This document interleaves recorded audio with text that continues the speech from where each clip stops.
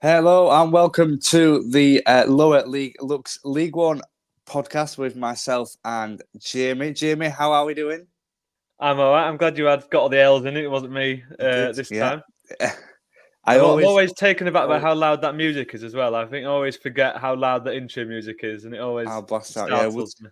we'll just lower our voices, so it just Yeah. it's not as bad. But yeah, welcome back. This is the review episode and a part preview episode as well. We're mainly looking at the fixtures that took place last weekend, so the games that were on Saturday, and then later on in the episode, we'll look forward, if you like, to the midweek games. There's a couple of games midweek on Tuesday night as well that we'll have a little bit of a discussion about that could affect things at the top and the bottom of the League One table. But plenty to chat about in terms of the results that have gone in the past game week. We're getting to that business end of the season. I think only most teams have only got 3 games of the season left, some with a couple of extra games in hand, but on average, 3 is a magic number, as they say.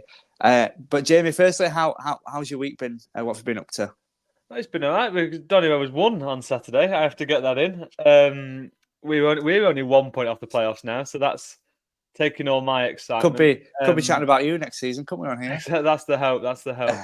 But yeah, no, it's been all right. A couple of press conferences and bits and pieces. Obviously, the game on Saturday that I'm sure we'll talk about. And yes, it's been a bit of a busy week, but all good. Busy time of the season, obviously. But how about yourself?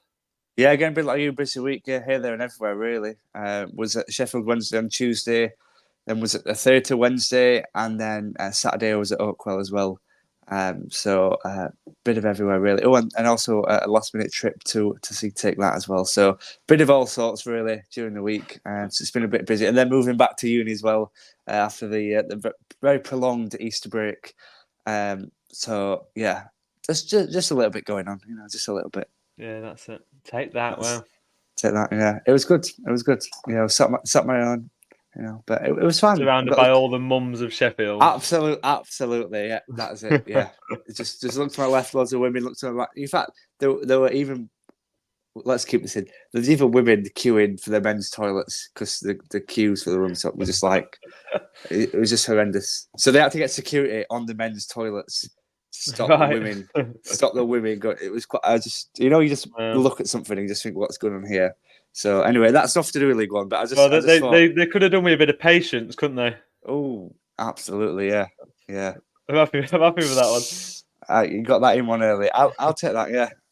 But it will just. Well, Jamie, I don't think there's much to say other than that. Last Saturday's results were one that we'd never forget. Lots of results, both top and bottom, that I think were a bit surprising. The first one was a game that you were at, and the Lincoln City, and sort of newsflash alert that Lincoln actually didn't win a game and didn't continue their unbeaten streak, and it came to an end against Wigan. Yeah, well, they were trying to rule the world, Seb, but it didn't go well for them. That's a bit shoehorn, that one. They did lose in the end to Wigan. 16 games unbeaten has come to end. It is the first time they lost at home in 2024. They lost, I think it was the 28th or 29th of December against Northampton, but they've not lost at home in 2024 until Wigan turned up on Saturday. A bit of the Football Focus curse. They had Michael Scabala, a feature with him on the Football Focus on Saturday dinner, lunchtime, however you prefer. And the result came after that. It was a weird one. Lincoln weren't at the best, really, and it has cost them in a way that they are now 5 points off the playoffs, and it's out of their hands because they had that game against Oxford on Tuesday night that we'll talk about, obviously, when we come to looking ahead. And if they'd have won that, then they'd have been above Oxford, but they've now dropped points again, second game in a row, and they've really dropped off. It's out of their hands, like I say. They need to win all 3 games. Michael Scabala said that they need 9 points and hope for the best elsewhere. So not a good situation for them in terms of how well they've done to get where they have been. But if you'd have told me in December they would have even been challenging at this stage of the season for the playoffs, I might have called you an idiot. So it's been quite the turnaround that they've had this year. But maybe just a little bit of a step too far for them. Too far. Well, I guess all they can do is pray and hope that results do go in their favour in terms of the next couple of games. But were you surprised that this sort of long run has come to an end? I know it was going to come to an end at some point, but against the team that it did do against Wigan, were you surprised that sort of Lincoln have actually proven better against sides higher up in their division? Yeah, no, I understand what you mean. I mean, Wigan are a really good team. I think they're one of those, we talked about it a little bit to like people at the game and that sort of thing. It's a bit of a false league position, being that they've got that point deduction, that there would be a couple of places higher if not for that. So they are a better team than the league table suggests, and they play some really nice football. They're sort of in possession. They're really clever, and they move the ball very nicely, and they kept picking up pockets of space. The first goal, Johnny Swift's goal, came from that. He had a couple of efforts, a couple of chances, a sort of ball coming out to him on the right in just a real good acre of space. And the first one was into the keeper's hands, but the second one he curled into the far corner. So Wigan did play really well. They deserved to win. A little bit of controversy over one of the disallowed goals. There's 3 disallowed goals in the afternoon. In all, the first 2 offsides that you can have no complaints against, even if the fella sat in front of us didn't realise it had been disallowed for a good minute. Was he cheering away? Yeah, there was this. He was celebrating, but they'd already kicked off from the free kick while he was still celebrating. So, but the third goal was the controversy. Lasse Sorensen whipped in across, if people haven't seen it, and Joe Taylor pulled it back from the byline for Rico Hackett to tap in. We thought in the press box that it was offside for Joe Taylor, which it was borderline, but it turns out that the linesman on the far side flagged for the ball going out of play. So it's a bit of a controversial one. Michael Scavada wasn't best pleased about it. Said something along the lines of linesmen they shouldn't be guessing. It's not fair that the game was decided on a guess. But in a way, they've only got themselves to blame. They had lots of chances, and they should have probably scored 1 more or 2 more, really, than they did. But a disappointing one in terms of the playoff hopes sort of being dinted at the very least. Yeah. Like you mentioned a bit earlier that they are now having to rely on other teams. It's never really a situation that you want to go in at this later stage of the season, really. But I think overall we do have to commend Lincoln in terms of the charge, if you like, for the playoff spot. But it's tight in it, and it's a big ask to win all 3 games and then hope the results go in their favour as well. We'll end on Lincoln in a second, but just briefly mention him name there, Joe Taylor, the SkyBet League One Player of the Month. What do you make of that? March, That's the March, wasn't it? Yeah, I forget what month we're in now, but March. Yeah. So, what do you think that deserved? Definitely. Yeah, he had 6 goals, I think it was, in March. His first ever career, his senior career hat trick. And yeah, very much deserved. He scored more goals than the other people that were up for the award, and it's more than one of those. It's a credit, obviously, to him, but as a team as well, because he gets plenty of chances, and he does put a fair few of them away, and he's in very good form. He sort of adds a new dynamic to the team, in that he's just his pace and his sort of whereabouts. He makes really clever runs, and when he's found, he often chips the ball beyond the keeper. So he's a very great player, and one of those, maybe he's got a brighter future in terms of a higher division, a championship loan maybe next season if Luton don't come down, or maybe if they do. Yeah, so. Well, even if with Luton, because he played really well. Scored at Wembley in the play final in the last summer. So I think Lincoln have done really well to grab him, really. But yeah, he's proven his worth in the league so far with Lincoln this season. And yeah, I hope that Lincoln will try and get him back in for next season. But a bit like you, I'm a little bit doubtful that he probably will end up. I could see him getting a championship loan. I think he'd deserve it. Yeah. Yeah. As for Wigan, do you think they can kick on next season? I don't see why not. I think they're one of those. Well, they're mathematically safe now. Yeah. They were mathematically safe with the draw to Charlton, weren't they, midweek? And obviously this win has sort of boosted that even more. They're one of those, if they can recruit well in the summer, that there's no reason why they can't be an outsider for the playoffs. They've got a great manager. Sean Maloney's a really nice guy. We spoke to him after the game, and he was a really sort of amenable. And they play really nice football, like I mentioned. And they've got a really young squad, and if they can add a bit more experience and maybe a few other names to that team, then they're in a really good position because it's a decent team and a just decent setup, really, that they've sort of got rebuilt, haven't they? Really, I guess. So that they're in a good spot if they can recruit well in the summer. Yeah, I'd agree with you as well. I think we're going to obviously. They probably are at the minute in a bit of a false position, but next season is definitely their season to try and push on. Sean Maloney at the helm, I think he's a great upcoming manager. Proven his sort of worth this season in what has been a difficult campaign, I think, for Wigan. But to get them safe with I think it was 4 games to go. I think is a remarkable achievement and one that should be credited. But yeah, really good win for Wigan against the high flying Lincoln, which might deny that their playoff hopes. Only time will tell. We'll move on from Wigan, and a bit of a surprise result. It was a good day for Wigan getting their victory, but I tell you what, it was the greatest day for Oxford United getting their victory at home to Peterborough, 5-0. I'm not quite sure any of us saw this, Jamie. No, I mean, I couldn't quite believe it. So the notifications are coming through on my phone that it was 1-0 and then 2-0, and they just kept coming, really. And they've hit form at the right time, haven't they? The sort of thing I've picked up from the last 3 games there. If you put the scores together, it would be an aggregate of 13-0, with a 5-0 win here and a couple of 4-0 wins before that. 5 games unbeaten they are.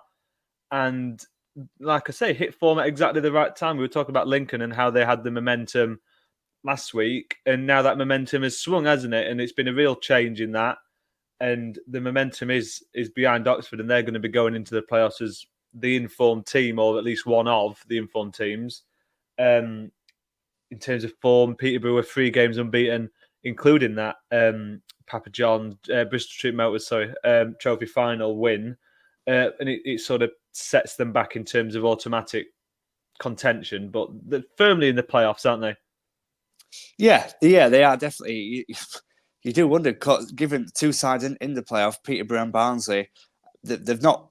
I mean, we'll cover Barnsley in a little moment, but they're not on great form at all. But yet they still sort of somehow find themselves in the playoff position. But I think that is an absolute battering, really, by Peterborough, as you said, coming back off the win at Wembley.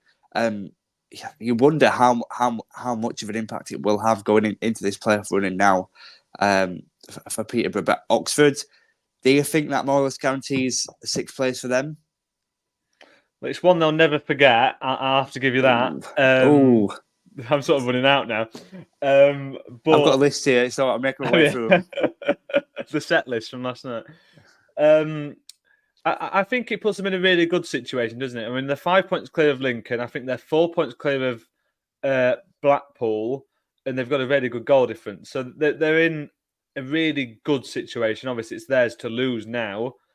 Big game on Tuesday it remains. Massive, yeah. They're in such a good situation, and they've just hit the form at exactly the right time. I'm saying a few weeks ago that they'd not won back-to-back games under Des Buckingham. They've now won 3 on the spin.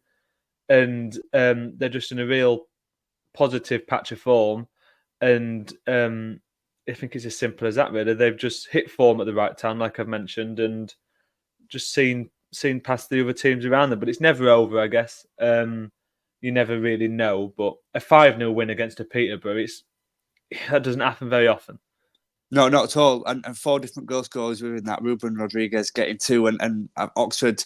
When it came to Oxford in summer, I think there was this real thing, that they are serious title contenders. And to be fair, for the first part of the season, there were, part of that I think with the manager switch. But Ruben Rodriguez, a sort of player of his caliber, showing the qualities that he possesses, and able to grab 2 at home to Peterborough. Peterborough, do you see them out of the top 2 now? Is that them finished? And is it now between Derby and Bolton for that 2nd place? I think so. I think that they're not mathematically out of it, obviously, but then they need to win every game, which is always difficult. And they're playing a few decent teams in that stretch. So I think it's probably just beyond them. But what do you think? Yeah, I'd agree with you as well. I think Bolton and Derby. Well, no one's messing with Portsmouth. Yeah. I think Bolton and Derby are the two to go sort of toe to toe with each other. Who? Don't ask me who out of those two, but I think it will be close. But I can sort of remove Peterborough from that. I think I think they'll just have to settle as with Barnsley. Probably both have to settle for a spot in the playoff positions. Yeah. But I think that those first two games we just chatted about, I think there's probably the two most surprising results of the weekend. Defeat for Lincoln against Wigan, and then also the 5-star performance from Oxford against Peterborough. We'll move on to a couple of draws now. One regarding the top of the table, and that's Portsmouth and Bolton. So had Portsmouth got the win, that would have been them secured as promoted and also secured as champions, but they held on for a draw 1-1 against Bolton, Jamie. Yeah, it was a weird one looking at the stats for this.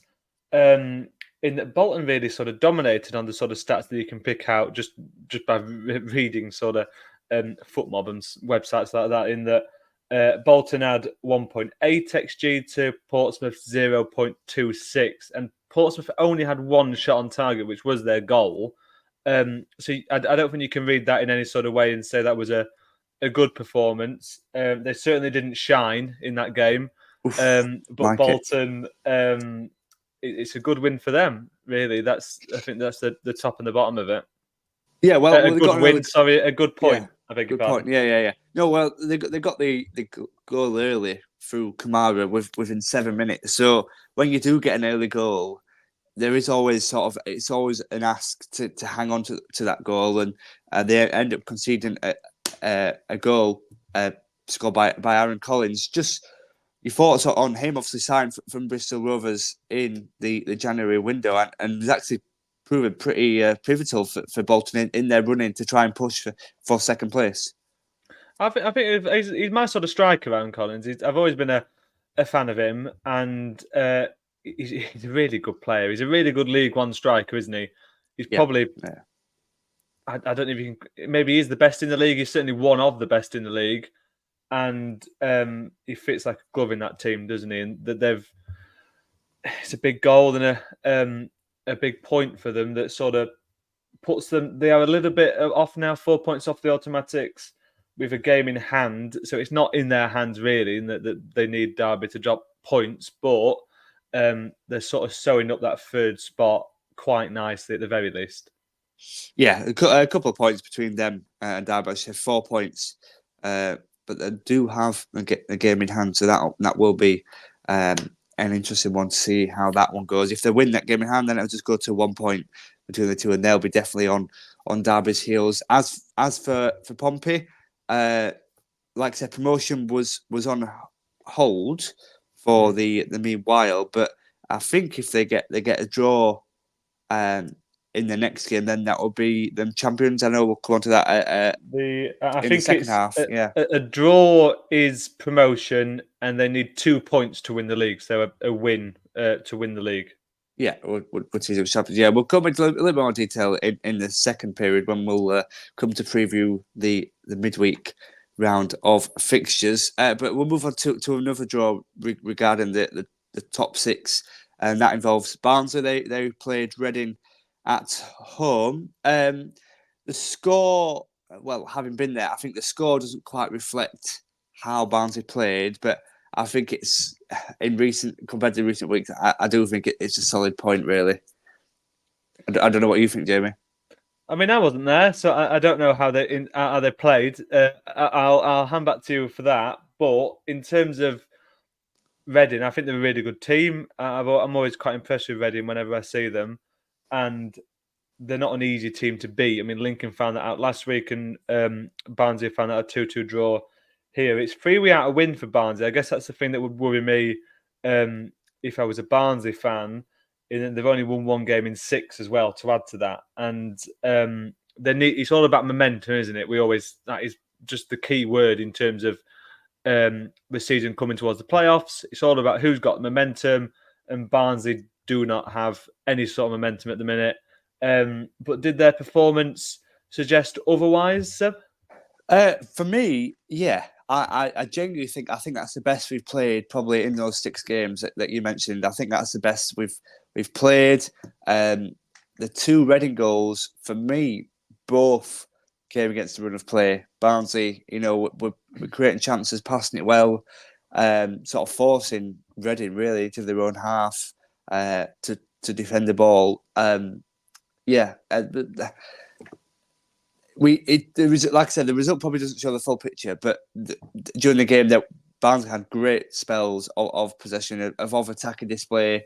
Devante Cole struggling with a couple of chances, McAtee as well. But if you don't create chances, you're not going to score them. So it was promising signs to see that we were creating loads. We just didn't have really our shooting boots on. And nice for Fabio Jallo to get his first league goal of the season as well off the bench. Only 18 years of age, Portuguese star. So, yeah, I think a point is probably fair. As you said, Reading were a good side, particularly Sam Smith up top and Femi Aziz on the wing. Barnsley didn't quite know what to do with Aziz at times. He's a great player, and he'll definitely get snapped up, I think, in the Championship. Out of contract this summer, so he'll definitely get snapped up. Sam Smith as well was actually a Barnsley target a couple of years ago. As was Alpha Mir, but both have gone on to do better things. He impressed against Barnsley at Oakwell Smith and scored the first goal as well of the game. So yeah, I think a point is probably a fair result, but probably doesn't quite tell the full picture in terms of performance.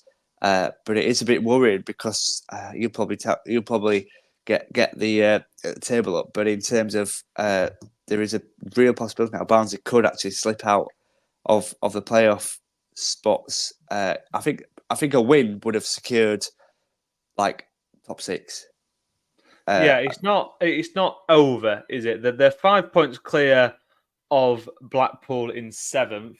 Game in hand, I guess, is the key there. You've got 3 left to play, whereas Blackpool only have the 2. You'd imagine you'll be fine. You've not got some easy games. Portsmouth, Blackpool, and Northampton. The last game of the season is probably the easiest of the 3. But Portsmouth and Blackpool back to back away from home aren't easy at all. Blackpool is the team who's closest to the playoffs now. They've gone above Lincoln, so it's really not over. But I would be shocked if they did drop out of the playoffs at this sort of stage, because they should have enough to pick up a couple of points and a win at least, and just keep themselves in there. Yeah, no, I do agree with you. I just think because of our previous results, there is always that sort of cast of negativity that we have, that we've not actually been playing great. We've not been picking up the results in recent weeks. But I guess really in terms of the bigger picture, I guess it shows how weak the league is. That we are still not on great form, but yet still managing that playoff spot. So interesting one, really. And yeah, the big one against Blackpool next Saturday, we'll definitely want to keep an eye on as well. So yeah, another draw that involves the top 6, and one surprising result really involves Stevenage and Burton. And could this be a big result for the Brewers, Jimmy? What do you think? Well, you say a surprise. I feel like I can say this now. Here we go. I predicted it. And no one's going to believe me. But Burton were on my Saturday afternoon ACCA for the weekend. They were my sort of outside bet in that, because they needed a win, didn't they? They were on such a poor run of form. They had to pick up 3 points, and it's a big 3 points for them. Get some 3 points clear of that dreaded dotted line. And Stevenage are one of those that they're not in a great patch of form themselves. They've been a bit inconsistent as of late, and their playoff hopes really now are over. I'm not quite sure if they're mathematically over, but in all sorts of sense they are. in terms of like the statistics, like we said with the Bolton game, that Stevenage dominated in that respect, but the red cards, I guess, stumped that a little bit in that Burton scored not too long after that. 2-0, then it's a real mountain to climb with 10 men. They got one back, but obviously not enough. And I feel it's probably easier to focus on Stevenage in being that they've really slipped away these past few weeks and months. They've gone from the favourites for the playoffs. I mean, I remember writing an article probably a month, 5 weeks ago, saying that Stevenage will stay there. They've really just since then they've sort of capitulated really, and they've been dropping really silly points, losing to teams they shouldn't be losing to, drawing to teams they shouldn't be drawing to. But I feel it's credit to Burton here. They needed to pick up some points, and they've managed to against a team a lot higher up the table, and they put themselves in a really good spot now.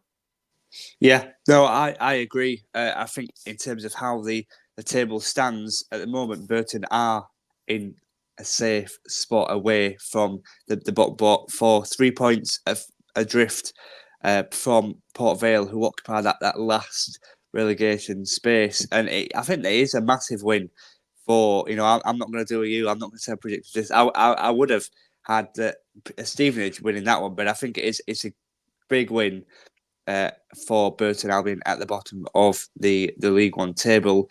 Stevenage, I think, will be slightly disappointed. Yes, probably the red card didn't help, as you mentioned there, but I think Stevenage overall, yes, have had a great season, but ultimately just fallen at the last hurdle, really.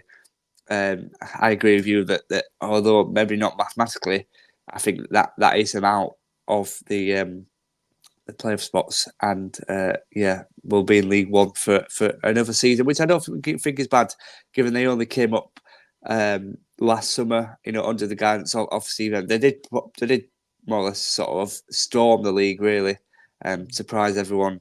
But yeah, I think it's a great win for Burton. Whether they can quite hang on, we're not quite sure, because it's very tight at the bottom. A lot of teams only have some teams have got a couple of games in hand as well. So yeah, we'll just have to see. Yeah. I mean, since the start of May, 10 games for Stevenage. They've only won one. And I won't give you a prize for saying who they beat, Seb. You should remember that. Carlisle. No, they beat you. Oh yeah, midweek. Yeah. You're trying to forget about that one already. That was one that, I was just trying to wipe from the memory. But yeah, like I said, one win in 10 games. Sorry, Carlisle fans again. Well, they drew to Carlisle actually, and in those 10 games, 6 of them they didn't score in, and I feel that's probably been systematic of the issue in that they've won a lot of games 1-0, 2-1, so that they've won a lot of tight games this season, and they've been so defensively strong. But whereas we've got to this last portion of the season, and they've just stopped scoring. And they've started leaking a couple more goals. They're not leaking goals like, I don't know who, like Carlisle. Carlisle, well, yeah. Again, sorry, Carlisle, but yeah, they're sort of the kicking on the podcast, but like I was saying, that they've just stopped scoring, and that's really what's done them. The defense is pretty much as solid as it was, but the fact that they've stopped putting the ball in the net themselves is just cost them at what is a vital time of the season. Yeah, I'd agree with you, really. Yeah, absolutely. So Stevenage in League One for another year. I think they have overachieved, but no playoff campaign for them. And another big result at the bottom of the table, very surprising. I mean, could it be magic if Fleetwood Town managed to survive League One with after what is another surprise result, beating Northampton at the weekend? Yeah, really good win, this one. It sort of keeps their hopes alive, doesn't it? As sort of tenuous as they are, they could still stay up. 6 games we had to win they were before this one, 3 losses in a row, and then a confident 2-0 win at home to a Northampton side who were a pretty solid team. Like I say, 6 points adrift. They've got 3 left to play, but they do play Burton. I think it is the last game of the season. But they play Burton between now and the end of the season, that could be crucial, that game. But they're just about hanging on. sort of on a thread at the minute, aren't they? But a win that at least extends their hopes for another week.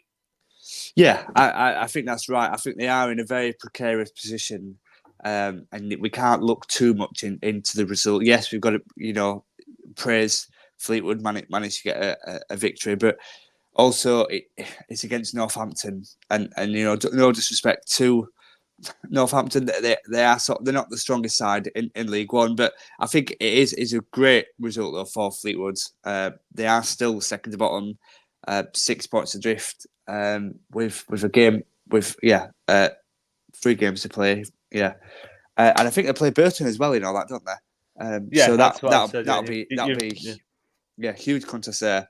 You've said it all there, Seb. Yeah. Oh, I don't know Fleetwood. I think it's a good win, but too little, too late for me. Yeah, no, really. I agree with that. Too little, too late. I think it's a good win, and it's a really good win. I really rate Northampton actually, but it is it's just too late. In that there's a couple of teams above them, isn't there now that in sort of a Port Vale and a Cheltenham that look more likely and have probably the better opportunity than Fleetwood, but they're still in the mix, and that they're not relegated yet. So there's still always a fight on. Yeah. Just to run through the other fixtures that we didn't quite go into detail there. It finished Cambridge 1, Charlton 1, Carlisle lost 1-0 at home to Blackpool, Cheltenham losing 3-1 at home to Bristol Rovers, Derby 3, Leyton Orient 0, and Port Vale losing 4-2 at home versus Exeter, and then finally the one that we didn't speak about, Shrewsbury 0, Wickham 2. So those are all the results from last Saturday's action in League One. We're now going to sort of, after this, in a minute, we're going to look to preview the games in midweek, and that will all happen in a minute when we're back for good.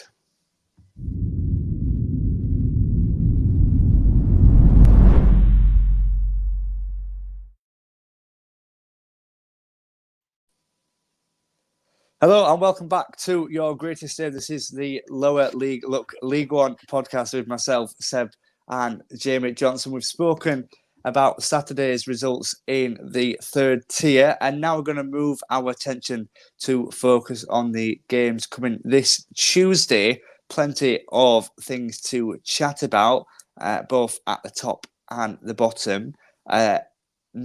Not all the teams are in action, only the teams that have got a game in hand. A lot of these are postponed from earlier on this season, but still plenty of talking points amongst them. And we'll start with, the battle for the last playoff race.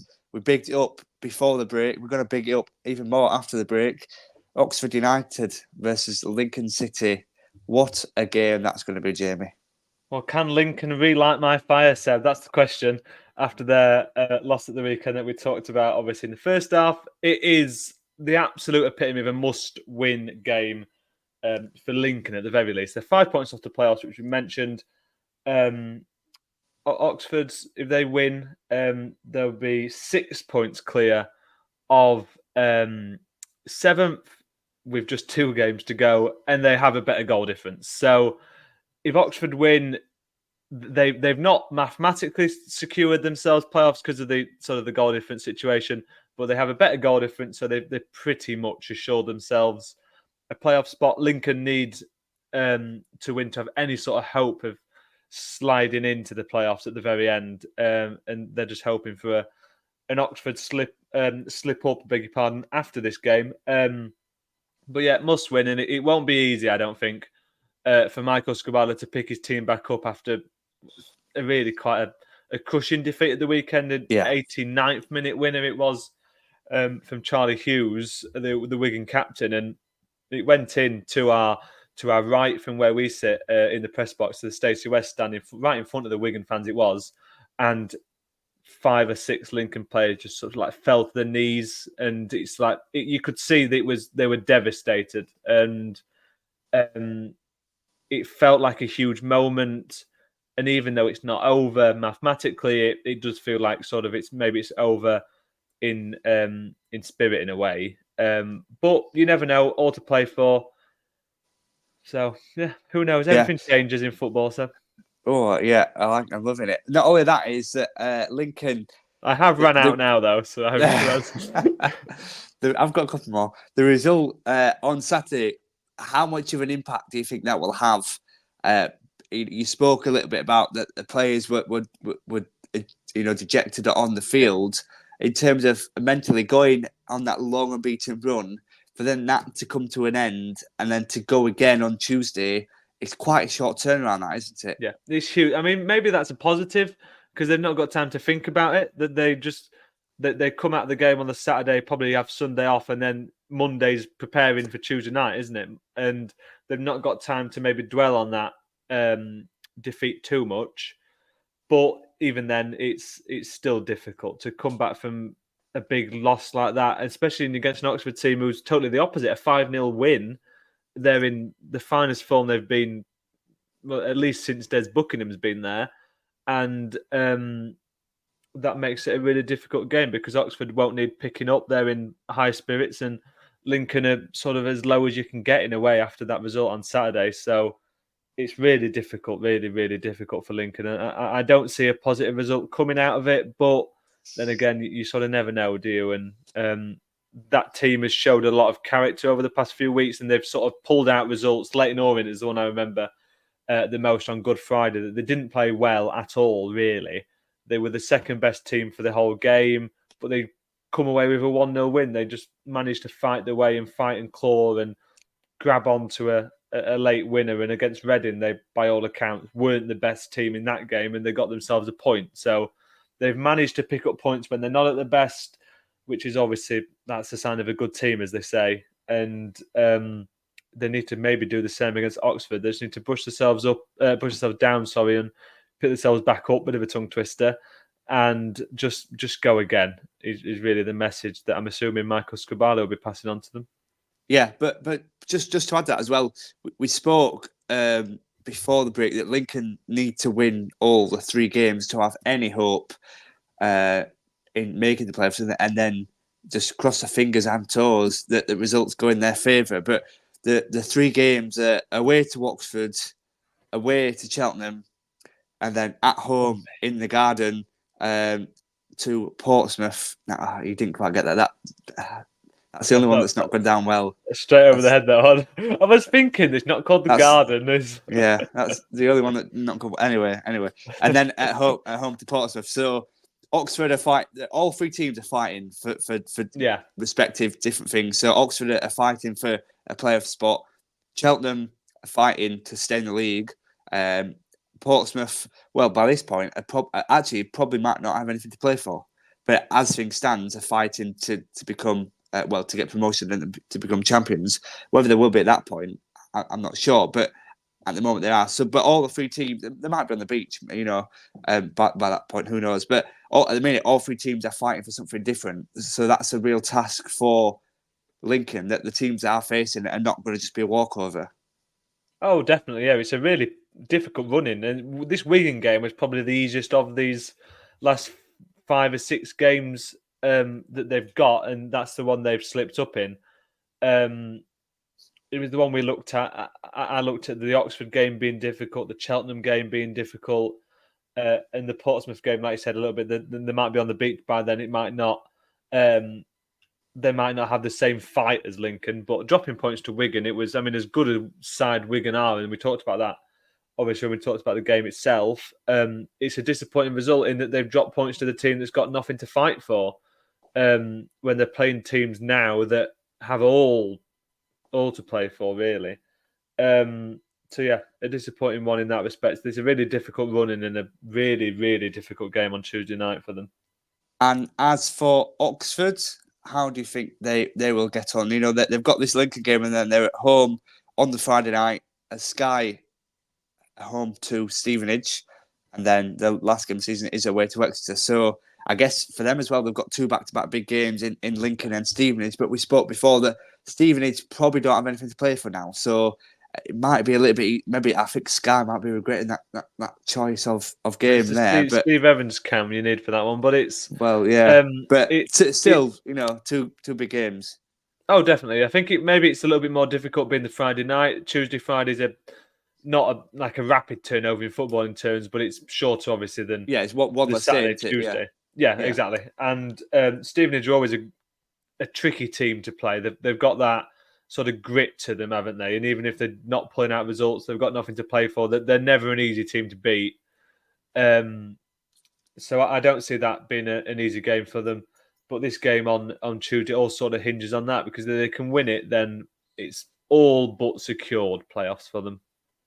absolutely. Yeah, and we'll go from the top end of the table to the bottom end of the table, where no one will hope that everything changes in terms of the current league standard. It's a battle of the two at the bottom. Burton Albion at home to Cheltenham Town, and absolutely relegation 6-pointer, as they call them. How do you see this one faring? Obviously, Burton coming into this one off the back of a good victory on Saturday. Cheltenham struggling themselves. Can you see a winner here?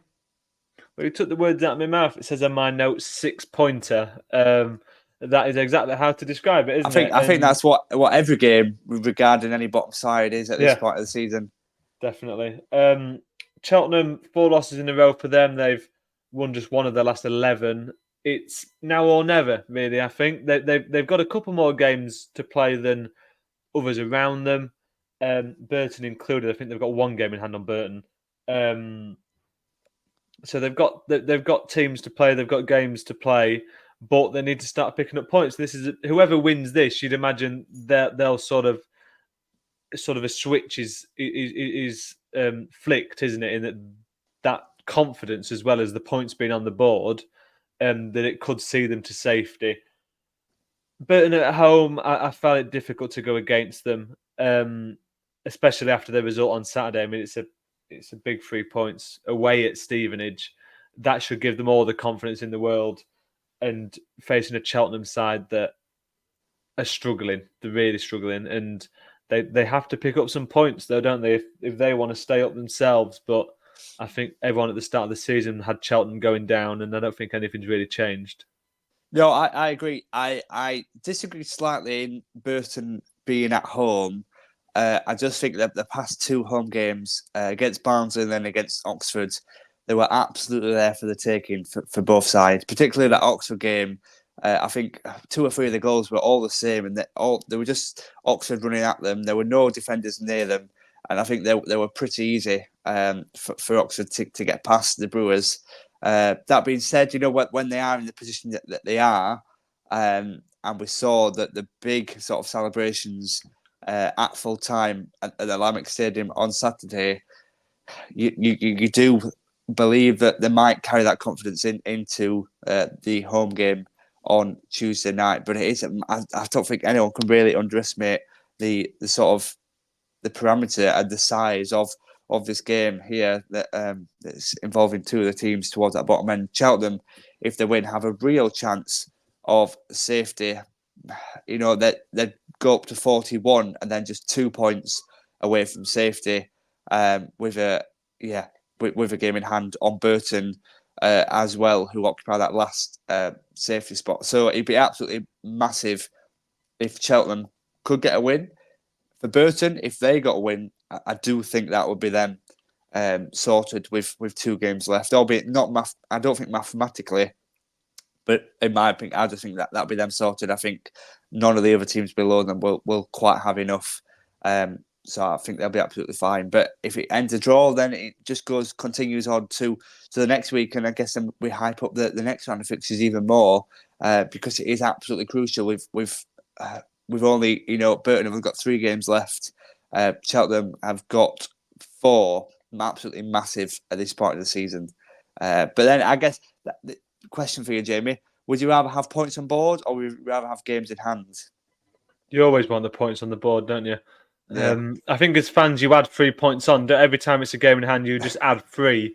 And I've been doing that with Doncaster the last few weeks, just trying to make myself believe that we're going to get the playoffs. But I think that's just natural, isn't it? You add the 3 points on, but realistically, it's not always going to happen like that. And points on the board is where you want to be. So, yeah, I think that's it. I'm sure you do the same. Yeah, I'd agree. Yeah, you do always sort of, yeah, you'd rather have points on board. It makes for a more exciting finish if you don't have the points on board. But yeah, it's always a good safety net to definitely have the points on board. And then another game, we're coming on to our penultimate game of the midweek fixtures now. Involves both, one side from the top, one side from the bottom, and that's Peterborough at home to Fleetwood Town. Of course, Fleetwood Town coming into this one off of a victory on Saturday. How do you see them faring on this time? Yeah, well, we talked about both these teams obviously in the first half, so I've not got tons and tons to say. Fleetwood need the points, don't they? They need to win their remaining games to have any sort of chance of keeping themselves in the division. Peterborough maybe need to win just to get a momentum. They're guaranteed playoffs. I mean, they're not out. I don't know if they're guaranteed, but sort of in the loose sense of the word, in that it's pretty much bound to happen. But in terms of wanting automatics, they've got to pick up points, haven't they, to keep the pressure on a Bolton or a Derby. So yeah, that's how I see it. In that it's big for both teams. It's a 6-pointer for a different reason at the opposite ends of the table. I think Fleetwood probably need the points more in terms of trying to get themselves out of a real sticky situation.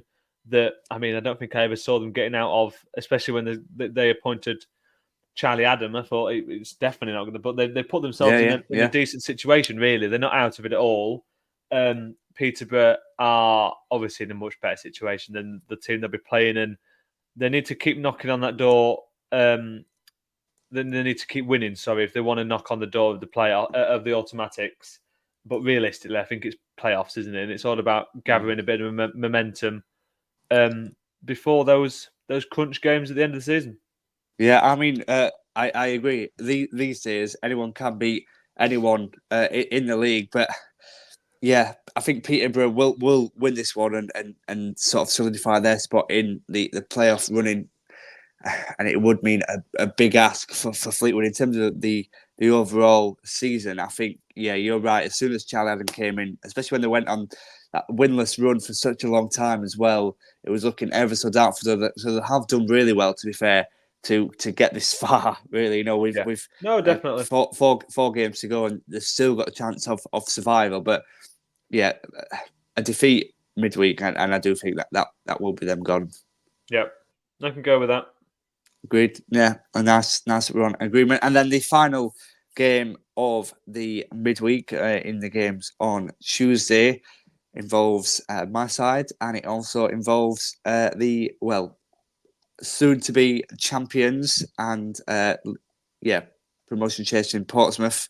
They need a draw to clinch promotion. They need a win to clinch the title, but Barnsley also need a win themselves to keep momentum. How do you see this one faring, Jamie? Yeah, well, the other games that we won't really be getting to is Bolton and Shrewsbury. Obviously, Bolton there, they play into this situation, don't they, in terms of who's going to get automatics. Bristol, Cambridge, with two teams that haven't really got anything to play for, and Port Vale, Wycombe, where one team very much does have something to play for, and Wycombe very much don't. But in terms of this game, it's huge, isn't it? Portsmouth on the home turf. A point for promotion, 2 points a win for the title.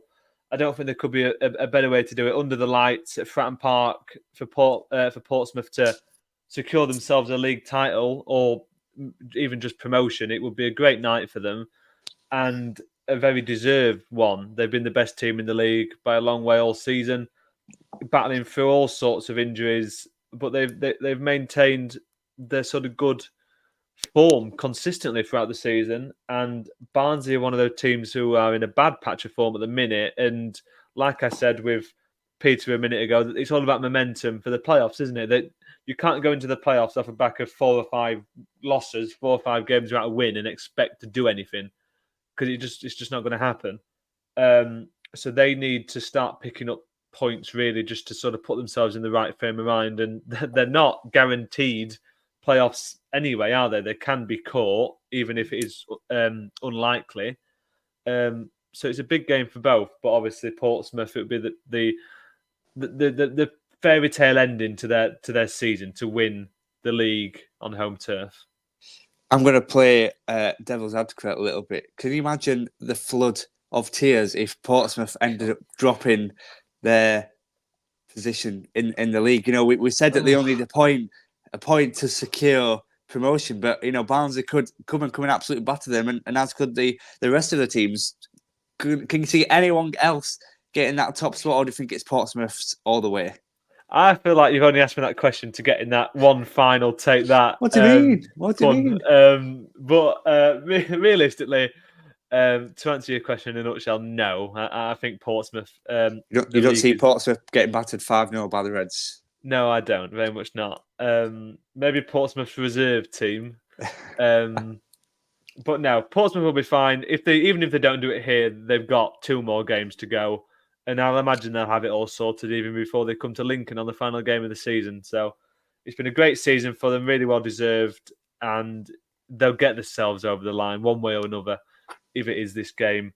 Don't know, but I think it will be. Something tells me, Seb, that not informed Barnsley might have a bit of a struggle down at Fratton Park. Potentially, yeah. I mean, I think a draw with Portsmouth would be a solid result. I think we've drawn there a couple of times before, but in this case, it would be a great result for Portsmouth.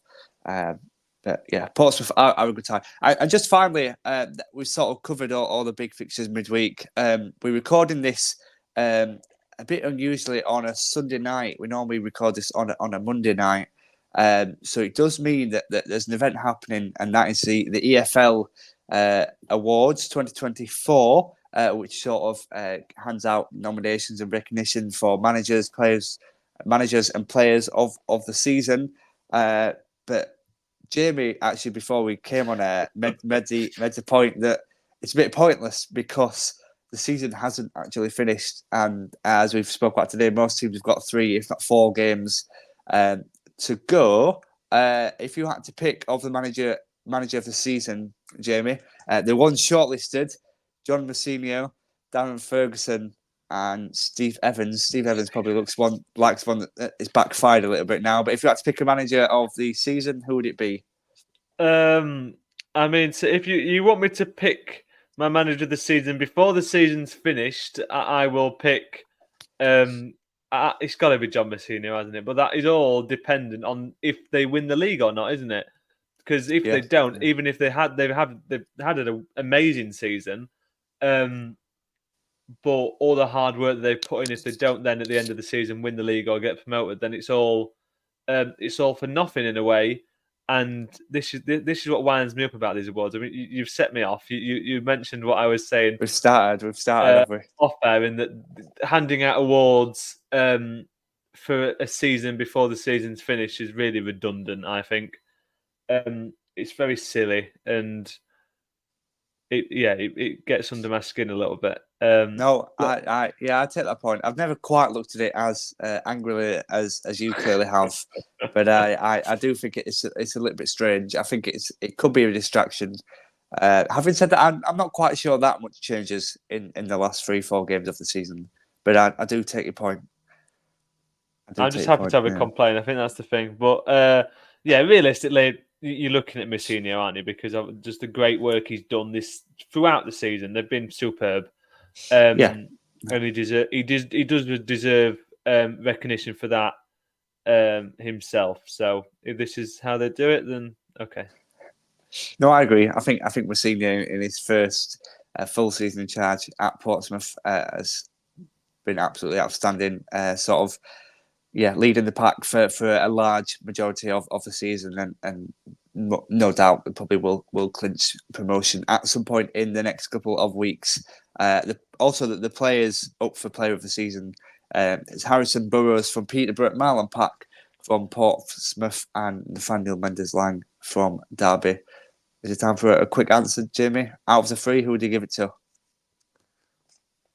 You imagine you go to Burrows, wouldn't you? I'm assuming that would be the. I'm surprised Alfie May's not on there. Top scorer, Alfie May. I guess Charlton themselves haven't done that great, but I agree. Yeah, top scorer of the division. Out of those 3 options you present, much as I love Nathaniel Mendes-Lang, I think he's fantastic. I think it'd be Harrison Burrows. Yeah, well, I think I would go with Mendes Lang. I just think I hate sort of seeing teams as a one man team, but I think Mendes Lang, when he's on form, Derby as a whole team are on form.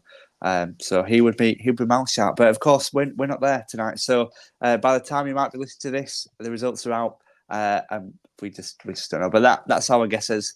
Feel free to let us know yours as well, and also do let us know if the Sunday recording works a little bit better for you. This is sort of a one-off try, and it might end up being the new permanent. Like I said, we normally record on a Monday night, but tonight it's a Sunday. So we've actually seen, me and Jamie, this is going to sound really weird out of context, but me and Jamie have seen each other when it's not been dark. It's been nice to have a little bit of light outside the windows again. Yeah, we've started a bit earlier than usual, and it's not not anymore. The sun's sort of gone in at the time of recording, but at the very start, it was bright sunshine. We don't usually get that by the time we get around to recording our podcasts. But let us know either in the YouTube comments if you're watching us, or on Twitter. League One Look is a Twitter, isn't it, Seb? And just let us know what you think. If you prefer the Sunday, prefer the Monday. We're very happy to hear your feedback. So absolutely, and it only takes a minute for you guys to let us know your thoughts as well. So I think that was the final take, that reference of the episode, Jamie. I don't think that one. That was straight over the head. That one. Yeah. Straight over the head. Okay. It's not been too many of those, which I'm happy. But that is a done for this preview episode. Sam and Callum will be back later on in the week to discuss the next Saturday's round of fixtures. We're getting to near the end of the season. In fact, we've only got one more proper episode left of myself and Jamie. And at the end of the season, I think we've got plans for a much bigger, all four of us to all come together and do a bigger episode. So, yeah, that's it for this episode. Thank you to Jamie for joining as ever. And we'll see you next time when we'll be back for good.